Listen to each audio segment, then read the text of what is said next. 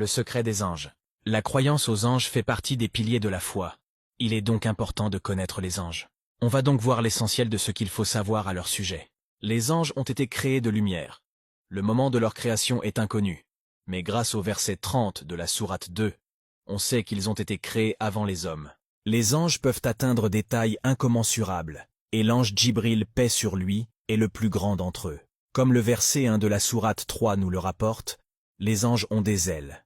Ils ont entre 2 jusqu'à 4 ailes, mais Djibril lui en possède 600, et de ses ailes tombent des perles et des rubis de différentes couleurs. Les anges sont extrêmement beaux, d'où la comparaison de la beauté de Youssouf à celle d'un ange par les femmes au verset 31 de la sourate 12. Les anges sont musulmans, et les meilleurs sont ceux qui ont participé à la bataille de Badr. Les anges ne boivent pas et ne mangent pas, comme le rapporte le verset 28 de la sourate 51. Les anges ne s'ennuient et ne se fatiguent pas dans l'adoration, comme mentionné dans le verset 20 de la sourate 21.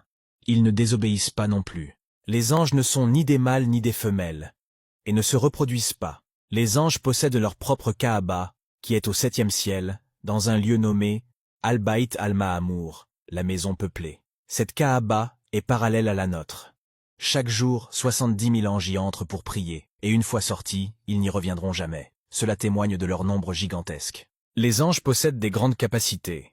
Ils peuvent se métamorphoser et prendre l'apparence d'un homme comme cela a été rapporté au verset 17 de la sourate 19. Les anges se déplacent beaucoup plus vite que la vitesse de la lumière, comme cela a été rapporté au verset 4 de la sourate 70. Ils parcourent en une journée une distance équivalente à 50 000 ans pour nous. Les anges ont des noms et des fonctions. Les plus connus sont Djibril, le chef des anges, il est le messager d'Allah, et l'ange de la révélation. C'est le professeur des prophètes. Il possède aussi le nom de Ruhul Qudus, le Saint-Esprit. Il éduque, renforce et combat aux côtés des prophètes. Parfois, Allah l'envoie pour anéantir des peuples qui ont dépassé les limites. Il y a Mikaïl, l'ange de l'eau. Il est le chef des anges, chargé des pluies, de la végétation, des vents et des nuages. Il a pour fonction de diriger l'eau et la faire descendre aux endroits ordonnés par Allah. Israfil, l'ange de la trompe, Assur. Il est rapporté que depuis qu'on lui a assigné la tâche de souffler dans la trompe pour annoncer le jugement dernier, il n'a pas cligné des yeux. Il regarde constamment vers le trône dans l'attente de l'ordre d'Allah. Israfil a quitté sa place qu'une seule fois. Un jour, alors que Djibril était aux côtés du prophète, ils ont entendu un craquement assourdissant provenant du ciel. Djibril s'est mis à trembler et le prophète le questionna. Il l'informa qu'une des portes du ciel vient de s'ouvrir, et jamais auparavant elle ne s'était ouverte. De là est sorti un ange gigantesque qui recouvrait la terre par sa taille. C'était Israfil. Djibril a pris peur car Israfil n'était jamais descendu sur terre. Il croyait que l'heure allait se lever. Mais Israfil n'était là que pour apporter une bonne nouvelle au prophète paix sur lui. Il lui dévoila le secret de la Fatiha et des derniers versets de la sourate la vache. Malik, le gardien de l'enfer. Il est le chef de 19 anges effrayants qui sont chargés de surveiller l'enfer.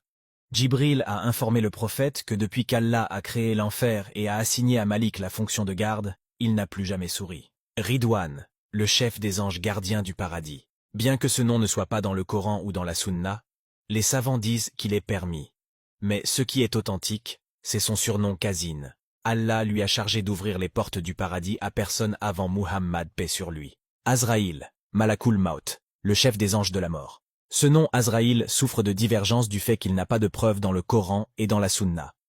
Néanmoins, de nombreux éminents savants comme Al-Jawzi, Qurtubi, As-Suyuti et d'autres l'ont utilisé dans leurs ouvrages, ce qui prouve peut-être qu'on peut l'utiliser, bien que par précaution, il est préférable de nommer cet ange comme Allah l'a nommé. Les anges qu'on vient de citer sont les hauts gradés connus, mais il y a d'autres anges qui forment des duos, comme Munkar et Nakir, 2 anges bleus et noirs, chargés d'interroger le défunt dans la tombe, de lui annoncer la bonne nouvelle et le faire dormir paisiblement s'il est croyant, ou le châtier jusqu'au jour du jugement, s'il est mécréant. Il y a les scribes, Kiraman Katibin, 2 anges à notre droite et à notre gauche, chargés de noter tous nos faits et gestes. Celui de gauche écrit les péchés, et celui de droite écrit les bonnes actions.